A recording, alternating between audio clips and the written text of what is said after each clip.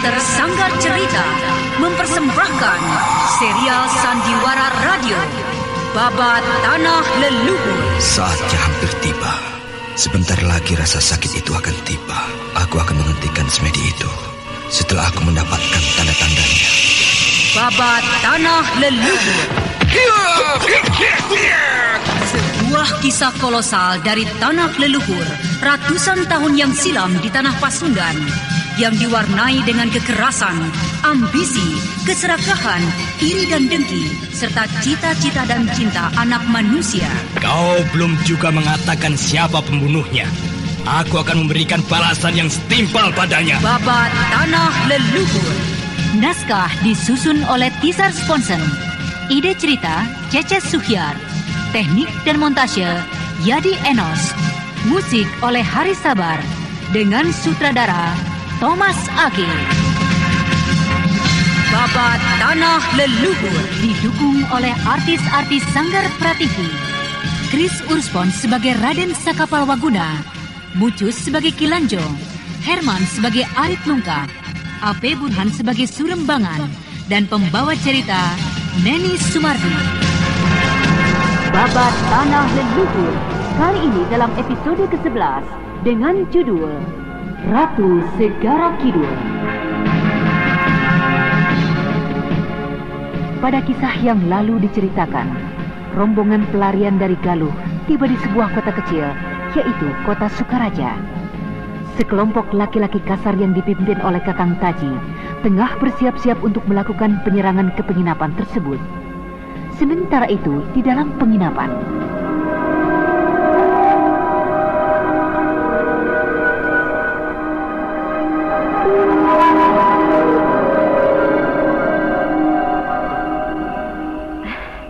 Ayahanda, sebenarnya kemanakah tujuan kita ini?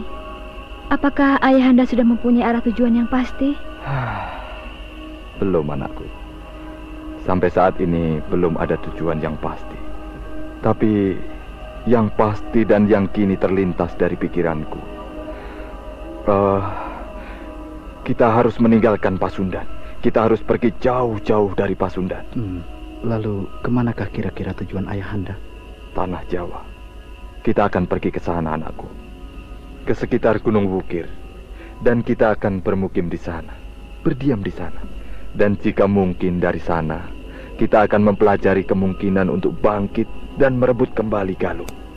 Gunung Wukir adalah daerah asal ibundamu. Kita akan ke sana. Gunung Wukir. Gunung Wukir. Kanda Dampu, pernahkah Kanda ke sana? Belum, Dinda. Kanda belum pernah mengembara hingga ke sana. Aku kira sudah cukup waktu kita untuk beristirahat. Kita akan segera melanjutkan perjalanan kita malam ini juga. Malam ini juga, Ayahanda? Iya. Apakah tidak sebaiknya kita beristirahat saja malam ini? Besok baru kita meneruskan perjalanan kita, Ayahanda. Ayahanda benar, Dinda. Dengan melakukan perjalanan malam hari, kita akan menjadi semakin aman. Kita akan beristirahat pada siang hari. Begitu seterusnya hingga kita tiba di Gunung Wukir. Lalu bagaimana dengan rencana kita untuk mencari wanita iblis yang telah mengganggu jenazah ibunda? Aku khawatir perjalanan kita akan menjadi semakin sia-sia. Kita tidak mungkin mencari wanita itu secara membabi buta. Biarlah. Suatu saat, aku kira kita akan bertemu dengan wanita itu. Dan lagi, bukan tidak mungkin, justru wanita itulah yang agaknya mempunyai keperluan dengan kita. Karena itu, kita biarkan saja wanita iblis itu. Ayolah, sekarang bersiaplah. Kita akan segera tinggalkan tempat ini. Baiklah, ayo Sanjaya. Kanda, kita segera berangkat. Baiklah, Dinda. Setelah menyelesaikan biaya penginapan dengan sisa-sisa perhiasan yang berada di tubuhnya, rombongan kecil itu kembali melanjutkan perjalanan mereka ke arah timur.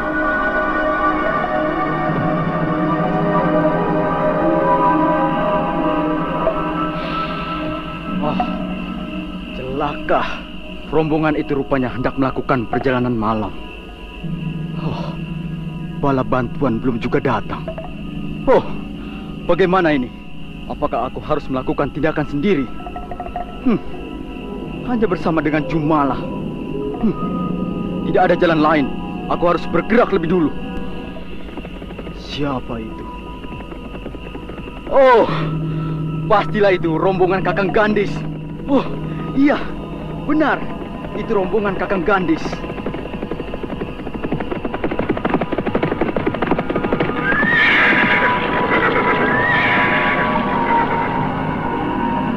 Oh, Kakang. Kakang tiba tepat pada waktunya. Itu Kakang. Itu mereka baru saja meninggalkan penginapan. Cepat kejar, Kakang.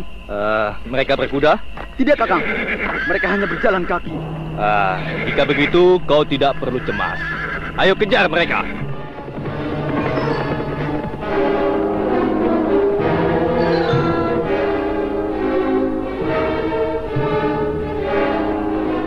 Ayahanda Prabu, saya mendengar beberapa ekor kuda yang menuju ke arah kita. Iya. Aku pun telah mendengarnya. Bersiaplah. Aku curiga mereka adalah orang-orang yang bermaksud tidak baik terhadap kita.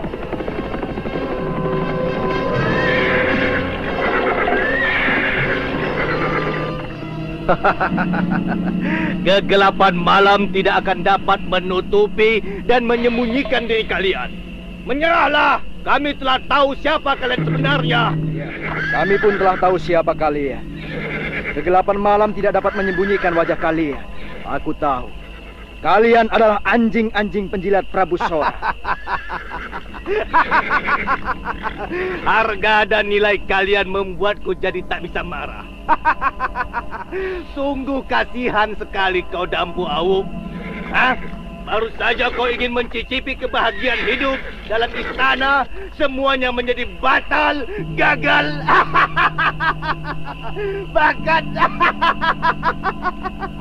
Bahkan kau pun belum mendapat pelayanan dari istrimu. Mulut kotor. Tutup mulutmu. Aditaji, Santet, kepung mereka. Baik, Tangkap mereka hidup atau mati. Adi Sanjaya, jangan menjauh dari kami bertiga. Tetaplah berada di sekitar kami. 7 orang laki-laki kasar segera mengepung keempat pelarian Galuh. Pukulan-pukulan keras dengan deras menderu di seputar lebat pedang yang berkilauan terkena cahaya bulan. Prabu Sana dengan tergopoh-gopoh berusaha untuk melindungi Sanjaya putranya bersama dengan Nimas Kayuwangi. Sementara itu Dampu Awuk tengah dilibat oleh Gandis yang merupakan pimpinan kelompok penyerangan itu.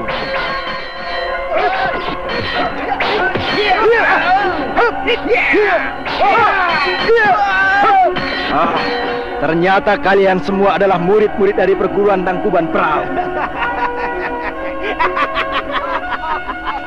Cukup jeli juga pandanganmu Dampu Awuk. Aku masih cukup mengenal jurus keras sakti yang menjadi andalan kalian. Dan juga aku masih mengenal dan mengingat kelicikan kalian yang menjadi ciri perguruan kalian. Apa maksudmu? Aku sudah tahu tentang semua kelicikanmu. Tapi aku belum mengetahui maksud dan tujuanmu mengotori nama baik kami, Ning Sewu. Bagus. Jika kau memang sudah tahu, jika begitu, sekarang kita akan berhadapan secara kesatria.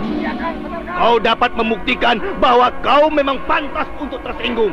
Jika kau tidak bisa mengalahkan aku, tidak pantas kau untuk tersinggung. Ayolah.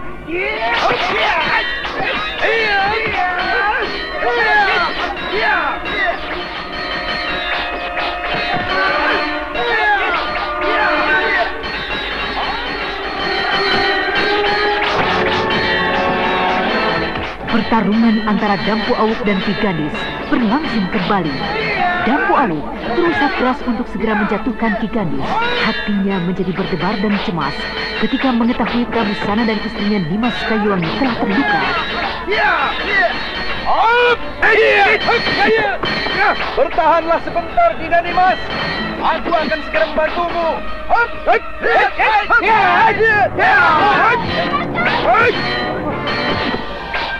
Nimas anakku.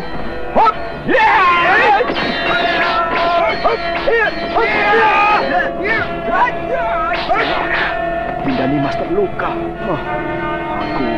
Aku belum dapat melepaskan diri dari serangan Ki Gandis.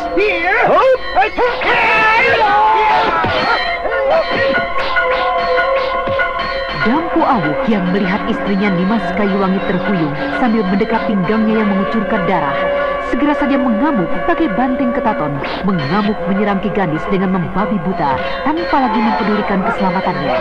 Ki Gandis sesaat menjadi kerepotan melompat ke sana dan kemari, menghindarkan serangan yang bagaikan prahara.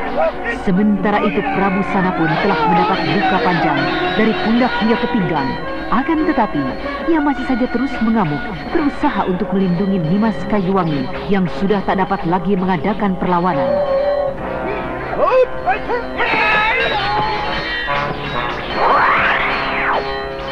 Pada saat-saat yang berbahaya itu, tiba-tiba berkelebat sesosok bayangan yang kemudian disusul oleh beberapa bayangan lainnya terjun ke arena pertempuran itu, membantu dan menesak kelompok tangkuban perahu.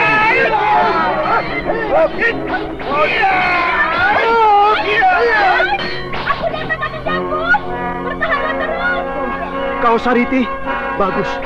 Tolong, lindungi Nimas istriku.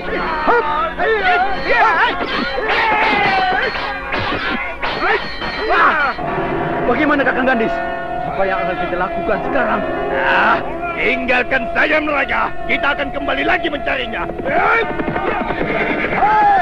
Jangan lari kau pengecut! Lihat orang itu, Kakang! Kemarilah! Lihat istrimu!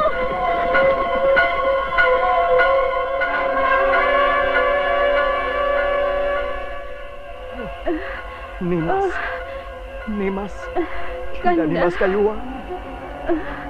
Kanda, pedih sekali luka-lukaku, Kanda Dampu. Sariti, apakah kau mempunyai obat pemampat darah? Ada, aku membawanya, Kakang. Aduh, tidak usah. Tidak perlu, Kakang. Kau lihat sendiri bukan?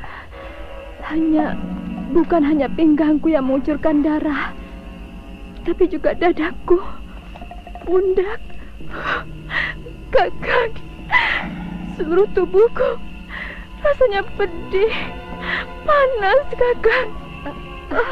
Mudah-mudahan obatku ini dapat membantu meringankan rasa sakitmu, Nimas Kayuwangi.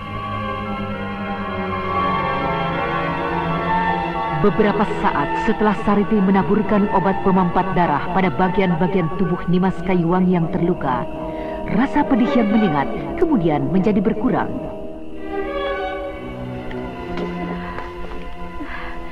Enak sekali. Obatmu manjur sekali, adik Sariti. Rasa sakit di setiap lukaku jauh berkurang. Terima kasih, adik Sariti. Aku lelah sekali. Lelah sekali, Kakang Dampu. Aku ingin beristirahat. Beristirahatlah, Dinda Kayuwangi. Beristirahatlah. Aku akan menjagamu di sini. Aku akan menjagamu dari gangguan orang-orang jahat. Beristirahatlah. Kakang Dampu, Kau baik sekali, Kakang. Kau baik sekali. Terima kasih. Terima kasih, Kakang. Keadaannya berbahaya sekali, Kakang Dampu. Terlalu banyak darah yang keluar dari tubuhnya. Dia harus beristirahat banyak. Iya. Dia harus banyak istirahat. Biarlah dia istirahat. Aku akan menjaganya. Tapi Kakang, tempat ini tidak cocok untuknya beristirahat. Kita akan segera meninggalkan tempat ini sebelum kelompok perguruan takupan perahu itu tiba bersama kawan-kawan mereka. Tapi aku tidak bisa memaksakan Dinda Kayuwangi untuk berjalan dan banyak bergerak, adik Sariti. Keadaannya sudah sangat lemah. Biarlah dia beristirahat hingga esok hari. Tapi Kakang Dampu, aku yakin mereka akan kembali. Dan kita justru akan menjadi semakin sulit untuk menyembuhkan adik Kayuwangi. Benar, Dampu, anakku. Kita akan segera meninggalkan tempat ini demi keselamatan istrimu, Kayuwangi. Baiklah. Kita akan meninggalkan tempat ini. Bagaimana keadaanmu, Sanjaya? Apakah kau baik-baik saja, nak? Saya baik-baik saja, Ayahanda. Tidak ada seorang pun yang mengganggu saya tadi. Marilah, jika memang Ayahanda ingin segera berangkat. Marilah. Marilah Dampu, hati-hati dengan istrimu Nimas Kayuwangi. Ayahanda Prabu, bagaimana dengan luka ayahanda sendiri? Tidak apalah, hanya sekedar luka ringan. Pedang lawanku menggores tipis pundakku. Adik Sariti, sebaiknya kau berikan obat untuk ayahanda Prabu. Maafkan aku, Kakang Dampu. Gelapnya malam dan keadaan adik Kayuwangi membuatku tidak memperhatikan Sang Prabu. Ini tuanku. Tuanku dapat memakainya dengan menaburkan di luka tuanku Prabu. Terima kasih.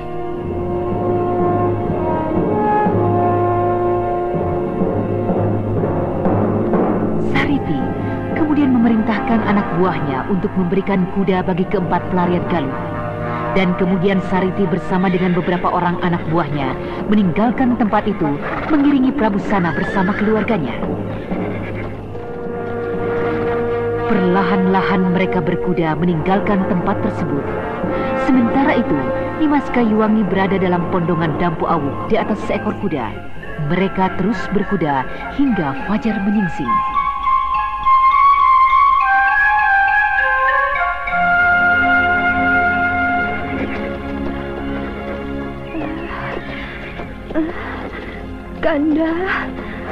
Kanda Dampu, Kakang. Ada apa, Dinda Kayuwangi? Aku di sini. Kau berada dalam pondonganku. Oh, Kanda, berhentilah sebentar, Kanda. Aku tak tahan lagi. Berhenti!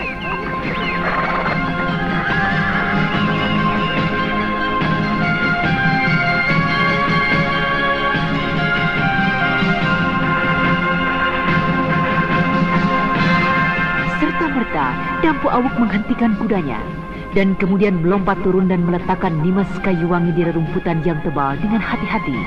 Sementara itu, Prabu Sana, Sariti dan Sanjaya juga telah mendekati Nimas Kayuwangi. Dinda Kayuwangi, kau berbaringlah di rumput tebal ini, Dinda.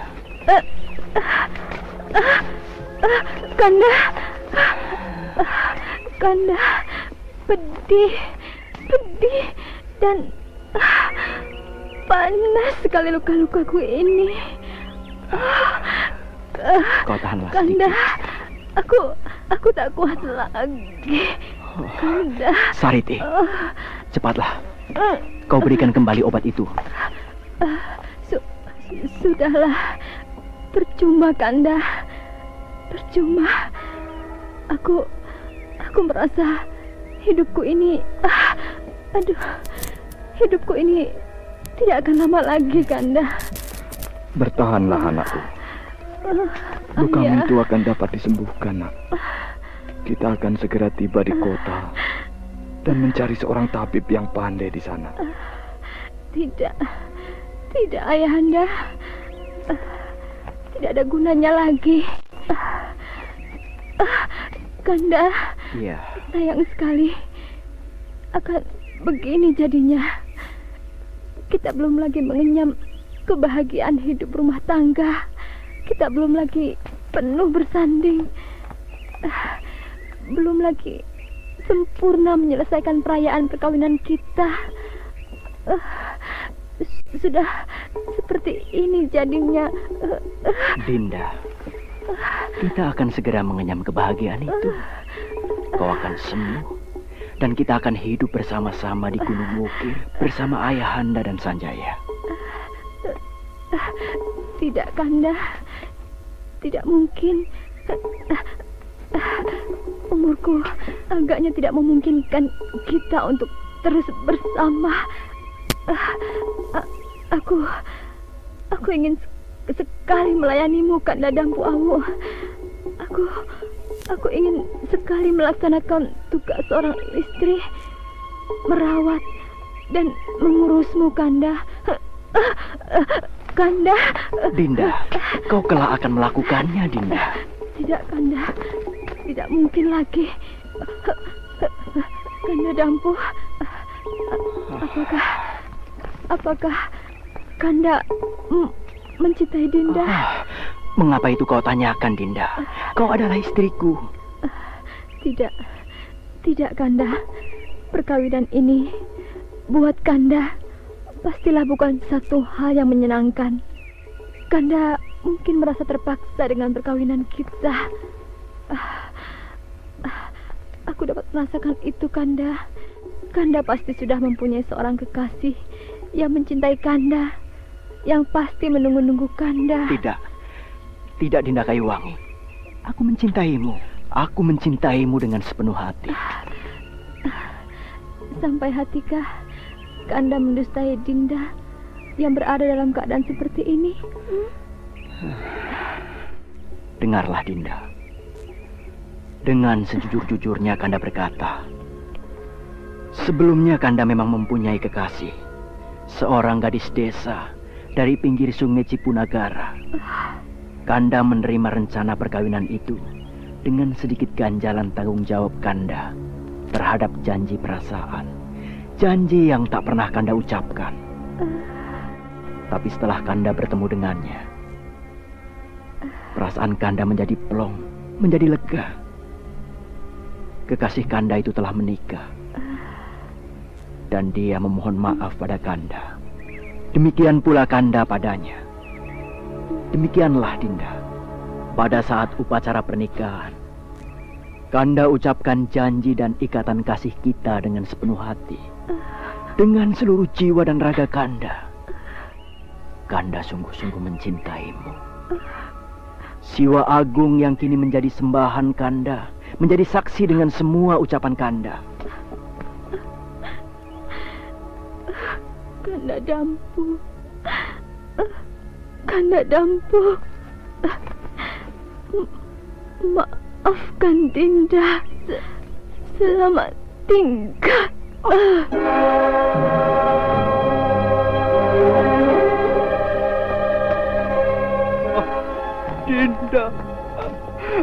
Dinda Kayuwangi.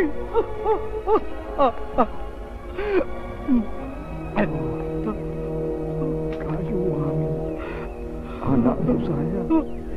Kayuwangi, maafkan Kanda yang tidak mampu melindungimu. Maafkan Kanda.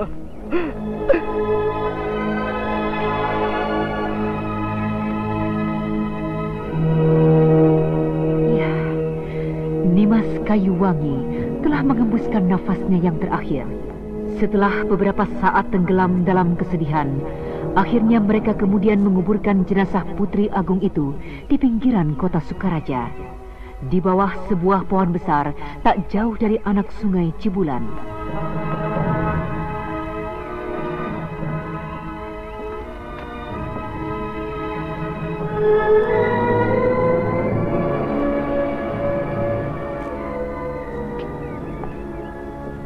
Kakang Dampu, sebenarnya kemanakah tujuan perjalanan Sang Prabu? Gunung Wungkir.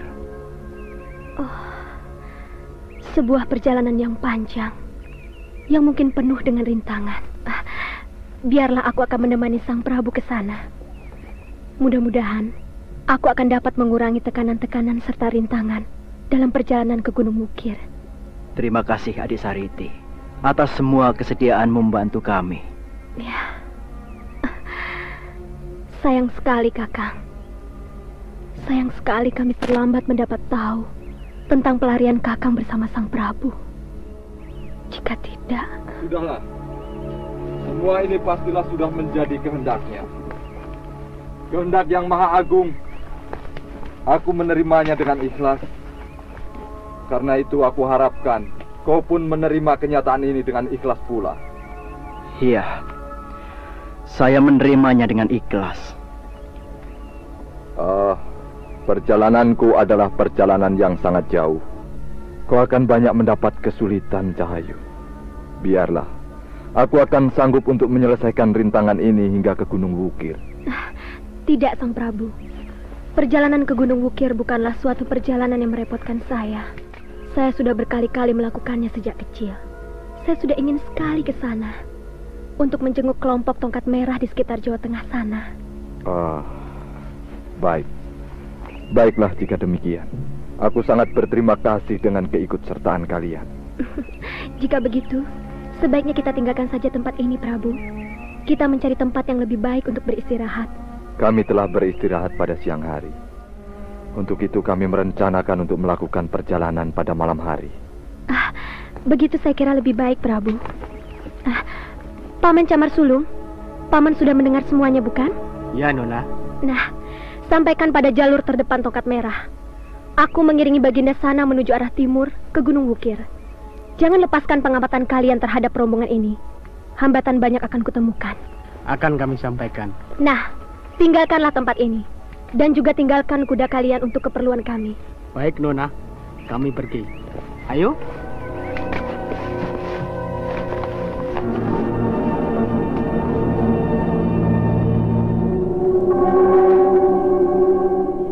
Belum beberapa lama kelompok pengemis tongkat merah meninggalkan rombongan pelarian Galuh. Tiba-tiba terdengar suara tawa yang telah dikenalnya. Tawa wanita yang diduga telah membongkar jenazah almarhum Ibunda Permaisuri. Setan, kau lagi. Siapa yang tertawa itu, Kakang? Seorang iblis wanita yang telah berbuat di luar batas adab manusia. Dia telah membongkar makam dan mengeluarkan jenazah Ibunda Permaisuri. Setan, jahanam keji. Keluarlah kau iblis. Adik Sariti, dapatkah kau menentukan dari arah mana datangnya suara itu? Entahlah, Kakang. Suara itu seakan-akan berputar-putar di sekeliling kita. Hebat sekali kepandaian iblis wanita. Ayahanda, naikkanlah adik Sanjaya ke atas kuda itu. Kita akan mencoba mengejar wanita iblis itu. Bersiaplah. Baiklah anakku Dampu. Mari Sanjaya.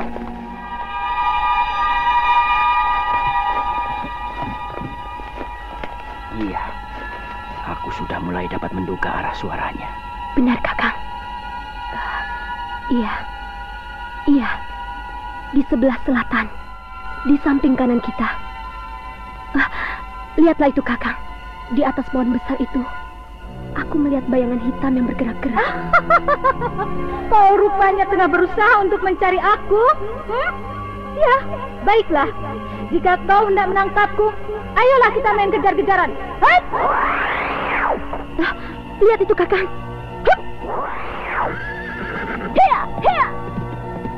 Ayo Ayahanda Prabu, Sanjaya. Heya, heya, heya, heya, heya.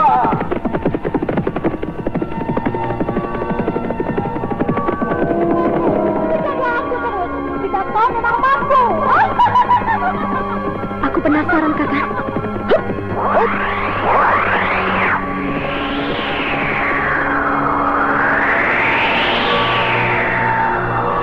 Sariti dan Dampu Awu yang menjadi penasaran dengan ejekan tawa wanita aneh itu, kemudian melesat mengejar dengan ilmu lari cepatnya.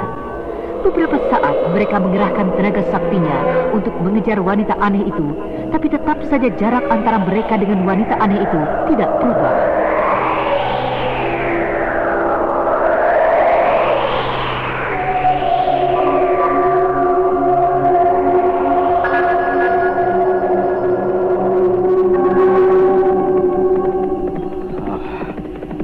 Itu agaknya dengan sengaja hendak mempermainkan kita. Sudahlah, kita biarkan saja. Aneh sekali.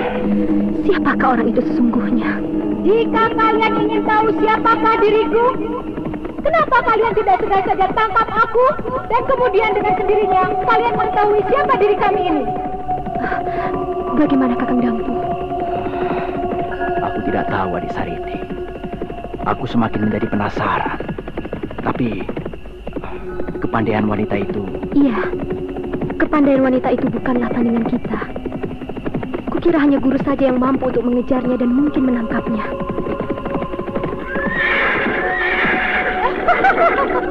Bagaimana?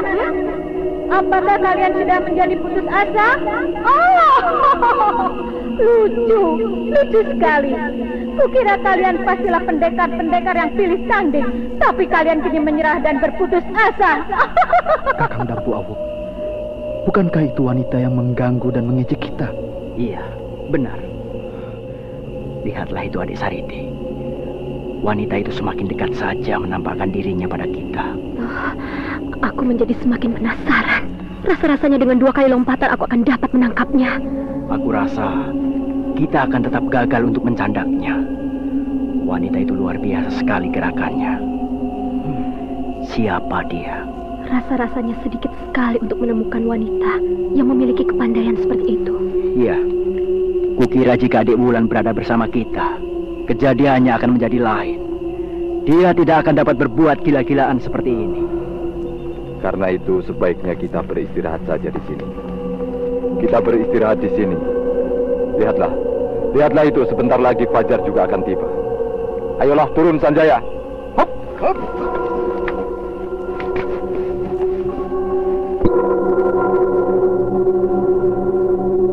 Sang Prabu benar.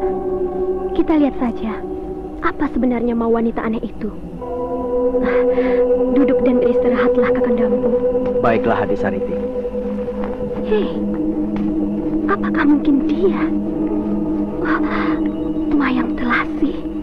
Kukira tidak mungkin. Kepandaian Mayang Telasi memang berada di atas kita. Tapi tidaklah sehebat ini. Kecepatan wanita itu agaknya hanya adik Wulan saja yang dapat mengatasinya. Tapi Kakang Awuk, kepandaian Mayang Telasi sekarang ini sudah jauh meningkat. Ilmu selendang saktinya luar biasa sekali. Mungkinkah dia?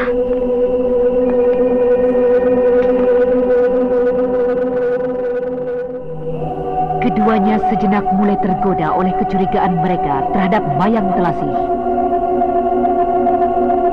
Mereka mencoba untuk mereka-reka kembali.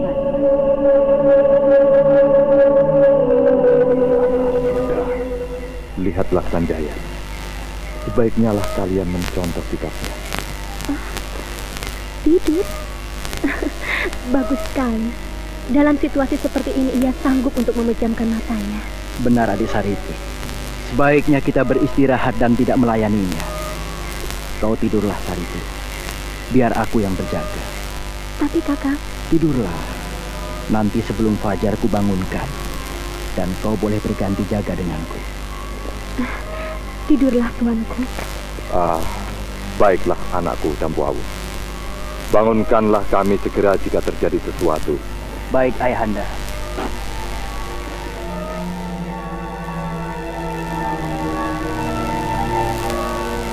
Tanpa mempedulikan wanita aneh itu, rombongan pelarian itu kemudian beristirahat untuk tidur. Malam menjadi semakin larut, tapi wanita misterius itu tetap saja berdiri pada jarak yang tidak terlalu jauh dari Dampu Awuk.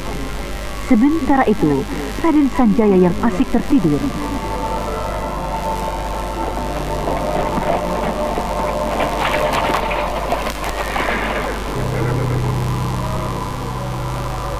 Selamat bertemu, Sanjaya.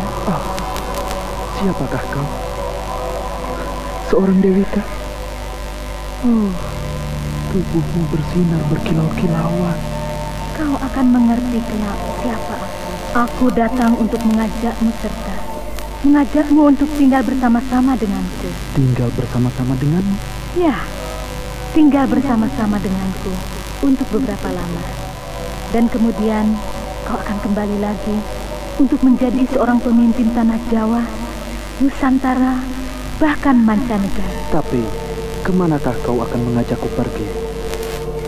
Ke suatu tempat yang jauhkah? Ke suatu tempat yang tersembunyi, Sanjaya. Tempat yang tenang dan damai.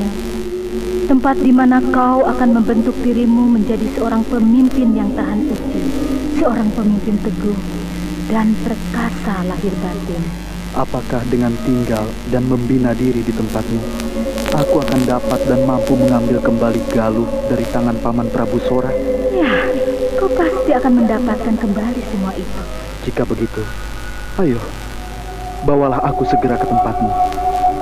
Galuh harus dapat kurebut kembali. Ayahandaku harus kembali duduk di atas tahtanya. Kau akan segera ikut bersamaku. Tapi kuharap semua pertemuan ini harus kau rahasiakan. Tidak boleh ada seorang pun yang mengetahui semua pertemuan dan juga hubungan kita. Iya, aku mengerti. Ayo, bawalah aku segera. Bawalah aku segera. Bawalah aku. Bawalah aku segera. Bawalah aku segera. Sanjaya, Sanjaya, ada apa nak? Apa yang terjadi denganmu? Kau bermimpi? Tidak. Ada apa? Tidak, Ayahanda. Kau bermimpi apa? Entahlah. Mimpi yang tidak jelas. Bayang-bayang yang kabur dan menggelisahkan. Iya. Kematian ibundamu, kakakmu Nimas Kayuwangi, dan juga perjalanan yang menegangkan ini membuat tidurmu jadi gelisah. Kita masih mempunyai waktu untuk beristirahat. Sudah, lanjutkanlah kembali tidurmu. Baiklah, Ayahanda.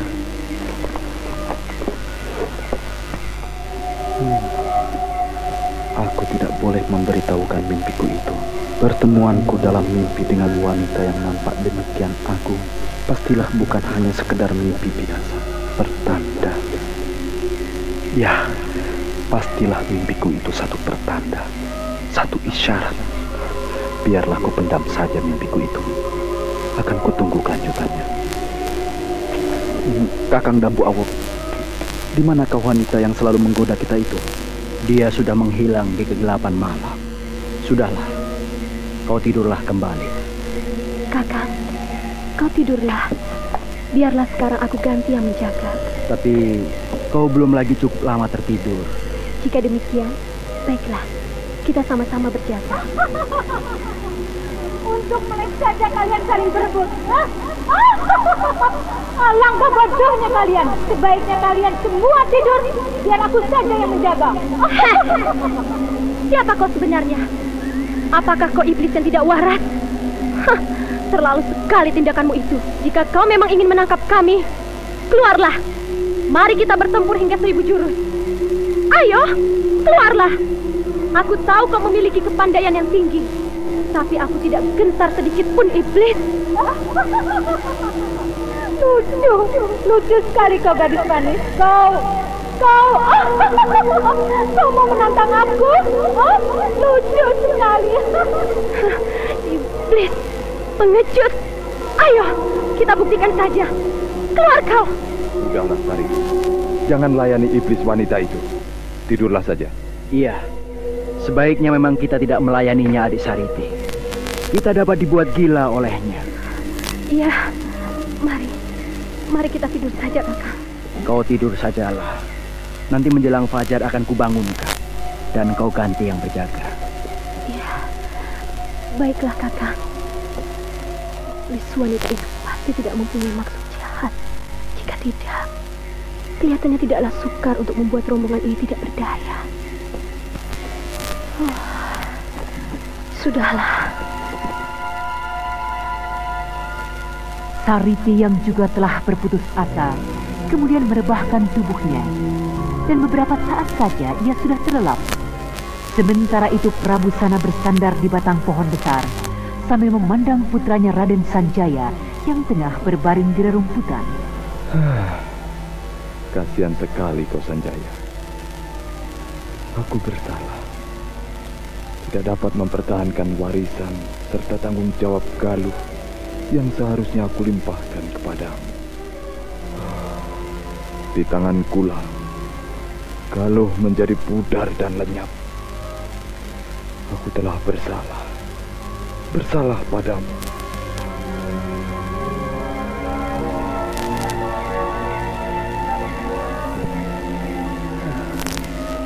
Kenapa mataku tidak juga bisa kupejamkan? Mimpiku kembali menggoda hati dan pikiranku. Dan juga suara wanita yang selalu menggoda itu. Apakah mungkin dia wanita yang sama? Biarlah. Akan kutunggu saja petunjuk selanjutnya dari wanita agung itu. Semoga petunjuknya adalah satu jalan yang terbaik bagi masa depan kami.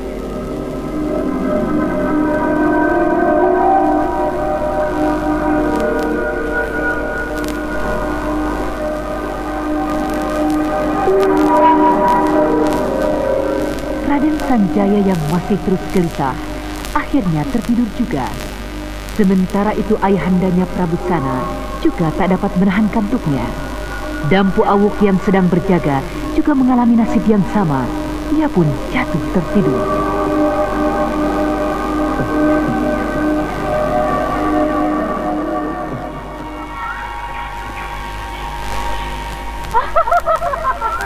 Sampai kapan kalian akan tidur, ya? Sampai leher kalian putuskah? Dia kembali mengganggu kita. Setan iblis wanita. Oh, kalian bukannya berterima kasih, tapi malah memaki.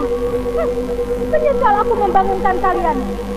Itu, lihatlah di semak-semak di sekitar kalian. Tahan! Siapakah kau itu? Hah? Ayo keluar, kawan-kawan!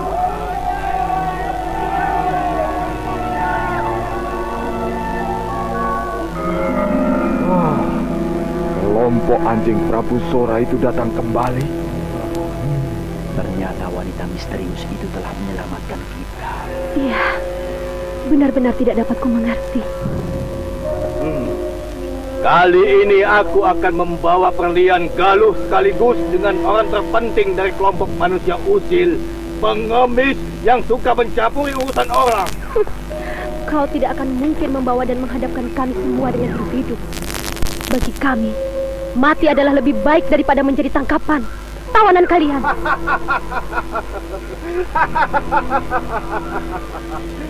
Hebat sekali sumbarmu, gadis manis. Hei, ayo gabung mereka. Tangkap hidup atau mati.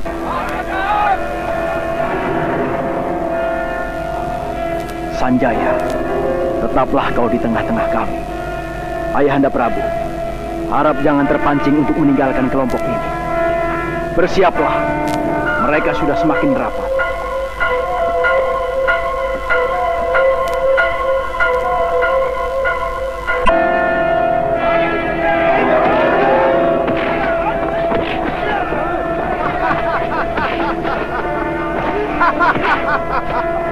Mana kawan-kawanmu yang lain kali ini? Ha?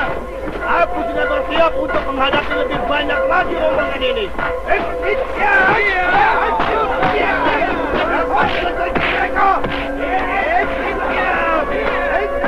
Kita akan kembali ke Indraprasta secepatnya, sekalipun hanya dengan mayat mereka.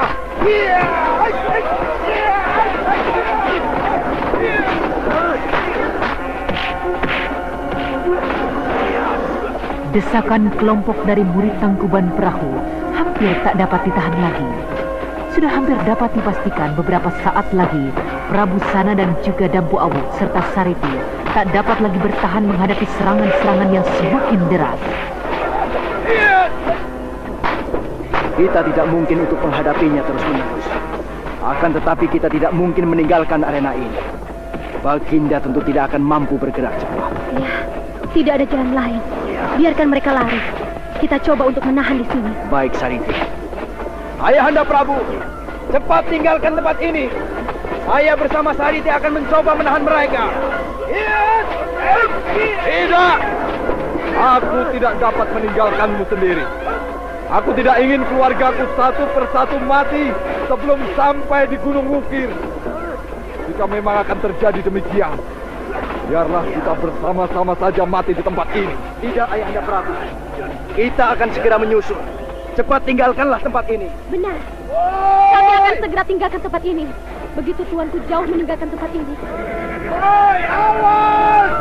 Jangan biarkan mereka lolos! Cepat, Ayahanda Prabu! Hei! Jangan semudah itu!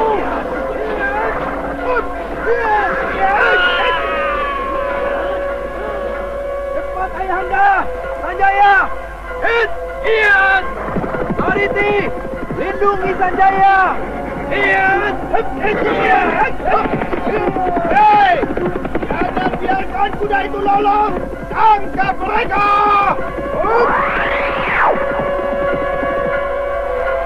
Kemana kalian?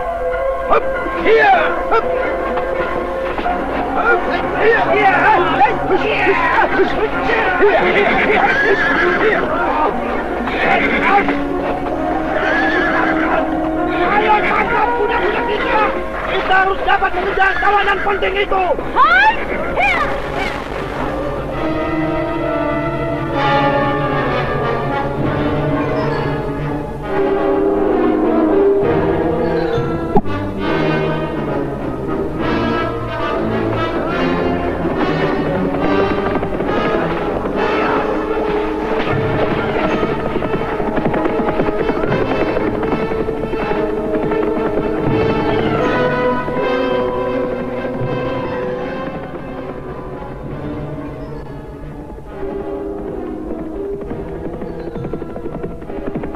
Ayo Sanjaya, pacu terus kudamu. Tapi bagaimanakah dengan Kakang Dampu Awuk dan Sariti ayahanda? Dia akan segera menyusul kita.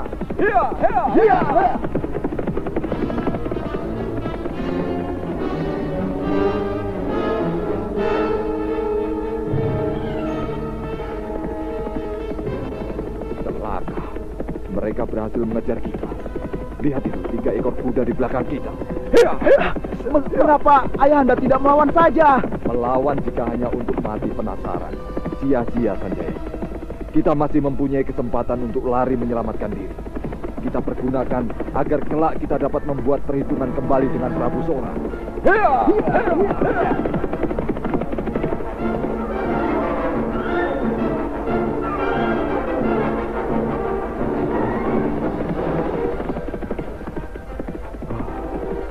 Mereka menunggang kuda yang jauh lebih baik. Tidak lama lagi pasti mereka akan dapat mengejar dan menangkap aku.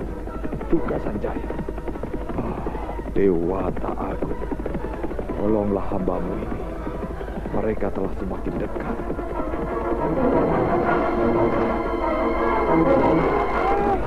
Berhenti kalian! Ada gunanya lagi kalian melarikan kuda kalian. Iya. Bagaimana ayahanda? Kita berhenti? Jangan Sanjaya. Selama masih ada kesempatan, pergunakan kesempatan itu.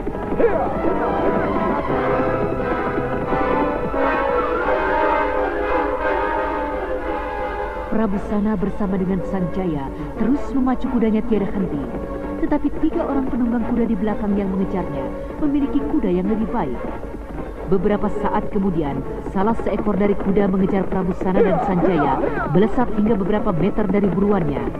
Dan ketika penunggang kuda itu hendak meraih pundak Prabu Sana, Kakang, apa yang terjadi? Kakang Kobar!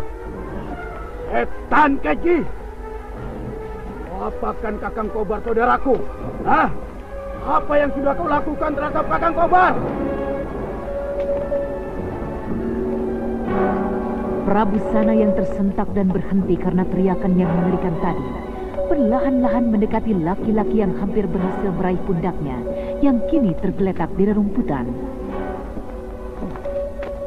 Bagaimana bisa orang itu jadi seperti itu? Seluruh tubuhnya jadi membiru, dan matanya melotot kejang seakan-akan ingin keluar dari tempatnya. Dan darah mengalir keluar dari kuping, hidung, mata dan mulutnya. Apa yang telah terjadi? Bagaimana bisa seperti itu? Manusia keji. Kau sangat keji. Kau harus kucincang sebagai pembalasannya. Walaupun dia hendak membunuhku, tidak mungkin aku membela diri dengan membuatnya seperti itu. Kau memang keji, licik.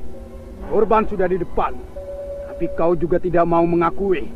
Kau masih ingkar? Hah? Kau tidak mau mengakui perbuatan yang keji itu? Tidak Kisana. Aku bukanlah seorang pembunuh kejam. Aku bukanlah pembunuh berdarah dingin.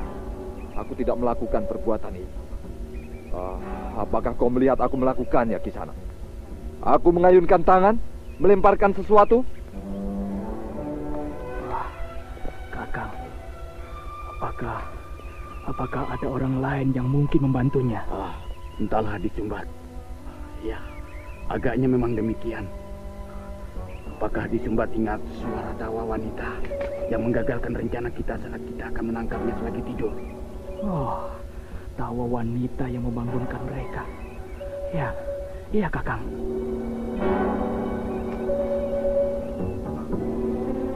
Sejenak, kedua pengejar itu, murid dari perguruan Tangkuban Perahu itu saling pandang, dan kemudian menebarkan pandangannya ke sekeliling hutan, mencoba menembus semak-semak rimbun di sekelilingnya. Sanjaya, ayo kita pergunakan kesempatan ini. Kita tinggalkan mereka.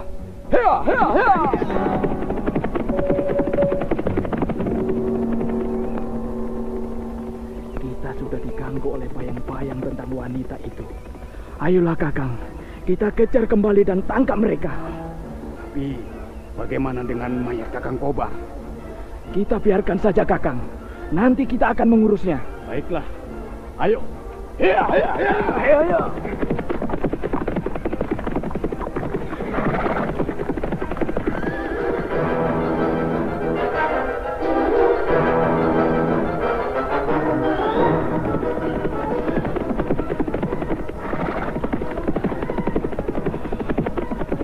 Aku akan membalaskan kematian Kang Kobar pada Prabu Sana dan putranya di Sembah. Ayo. Ya. Kukira nilainya dalam keadaan hidup jauh lebih berharga. Jangan turutkan emosi Kakang. Kita dapat menyiksanya untuk sekedar membalas dendam Kakang Kobar. Nah, itu dia mereka. Ayo.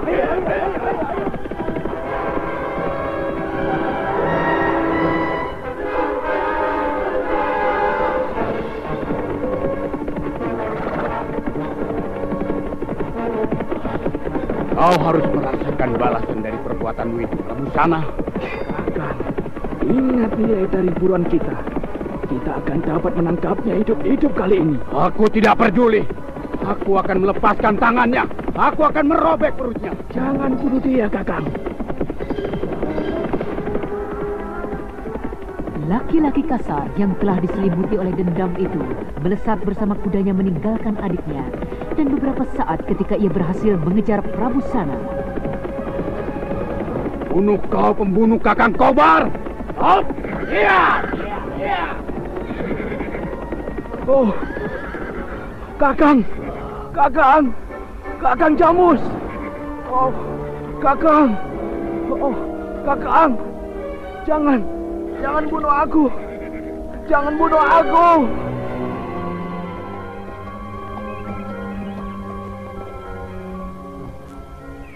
Seorang lagi telah mati dengan cara yang sama. Lihat, Ayah. Tubuhnya juga membiru. Darah kental mengalir dari matanya yang melotot kesakitan. Kuping, hidung, dan mulut juga mengeluarkan darah kental. Pastilah wanita itu yang melakukannya. Iya, dialah yang selalu mengikuti kita, mengganggu dan juga menolong kita. Entah apa maksudnya. Saya kira dia bukanlah orang jahat, Ayah. Dia tidak bermaksud jahat. Iya, mungkin juga begitu. Ayolah, kita tinggalkan tempat ini, Sanjaya. Hop! Iya.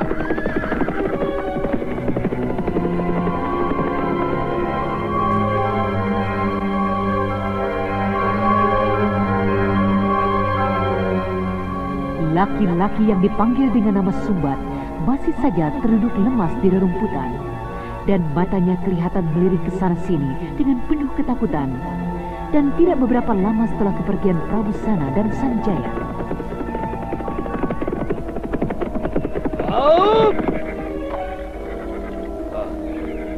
Apalagi yang terjadi dengan saudaramu itu, Sumbat?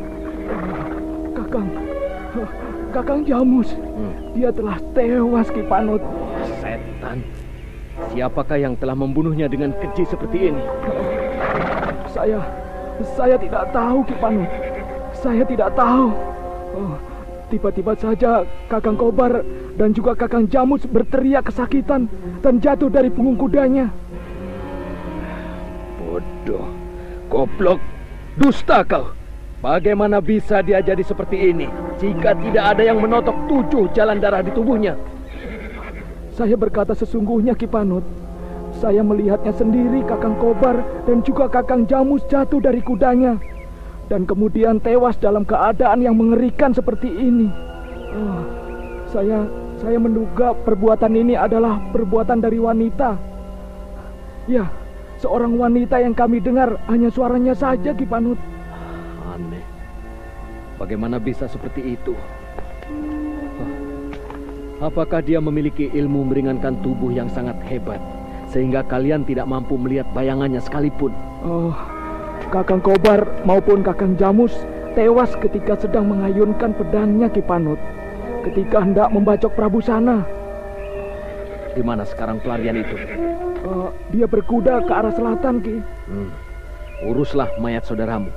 Biar aku yang akan menangkap mereka.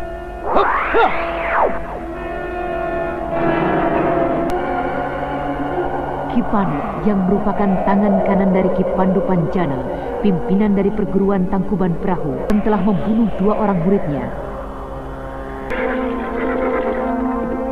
Sementara itu setelah berkuda beberapa lama dan merasa sudah cukup jauh meninggalkan para pengejarnya, kedua pelarian dari Galuh itu berhenti untuk beristirahat. Kita beristirahat di sini saja, sambil menunggu Kakangmu Dampu Awuk dan juga Sariti. Iya. Apakah mungkin Kakang Dampu Awuk akan dapat menyelamatkan diri dari kepungan orang-orang jahat itu, Ayahanda? Kakangmu Dampu Awuk bersama Sariti adalah 2 pendekar yang sudah banyak pengalaman. Ilmunya sangat tinggi. Kukira ia akan mampu menyelamatkan diri dari kepungan orang-orang jahat tadi. Iya. Semoga saja Kakang Dampu Awuk selamat. Demikian juga Kakak Sariti. Mereka orang-orang yang baik. Sudah, beristirahatlah Ko Sanjaya. Kita akan segera meneruskan perjalanan kita beberapa saat lagi.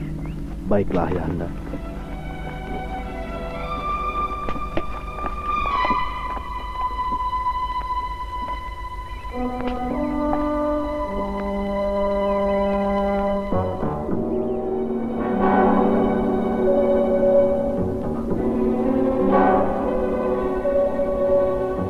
Prabu Sana kemudian meluruskan kakinya, sedangkan tubuhnya disandarkan pada batang pohon yang rindang.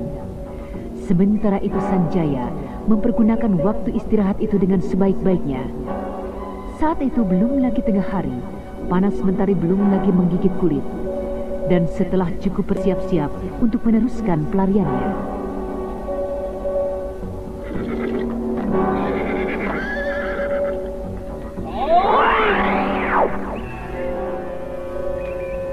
tunggu dulu. Cukup sudah pelarianmu, Baginda. Marilah kita kembali. Ikut aku ke Galuh. Baginda Prabu Sora tengah menanti kedatanganmu di sana. Maaf Kisana, aku tidak akan kembali dalam keadaan hidup-hidup. Majulah, aku sudah siap. Di mana wanita pelindungmu itu? Mengapa tidak kau suruh saja dia keluar menghadapiku? Siapa yang melindungiku? Jangan kau berpura-pura. Suruh dia keluar untuk menghadapi aku. Bagaimana aku dapat menyuruhnya keluar jika aku tidak tahu siapa dia dan di mana dia? Kau masih juga akan berpura-pura rupanya. Jika aku mempunyai seorang pelindung yang sakti, untuk apa dia aku sembunyikan? Bukankah sebaiknya dia bersama-sama denganku saja berkuda? Aku tidak mau tahu. Jika memang kau tidak mau menyuruhnya keluar, aku akan memaksanya dengan cara menyakitimu. Hai wanita licik, pengecut, ayo keluarlah. Ayo hadapi aku, Ki Panut dari perguruan Tangkuban Perahu.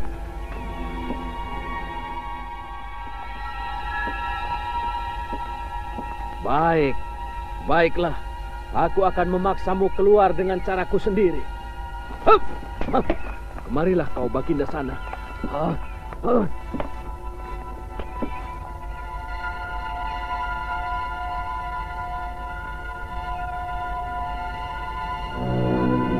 Ki Panut kemudian melompat untuk meraih dan menangkap Prabu Sana. Tapi belum lagi tangannya berhasil menyentuh tubuh Prabu Sana.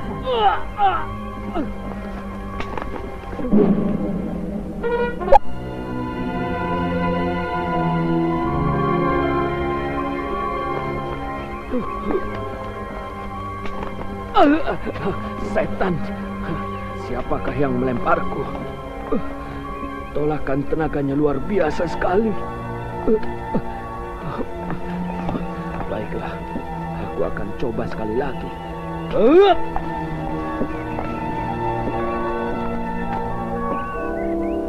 Ki Panut yang merasa penasaran kembali bersiap. Seluruh tenaga saktinya dikerahkan.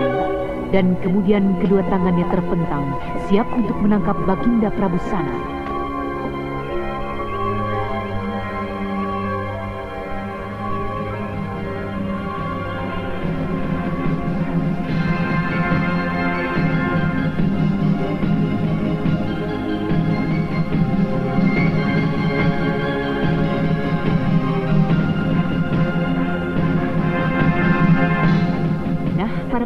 sekalian, bagaimanakah kisah selanjutnya? Untuk mengetahui jawabannya, ikutilah kisah Babat Tanah Leluhur ini dalam episode ke-11 Ratu Segara Kidul. Sampai jumpa.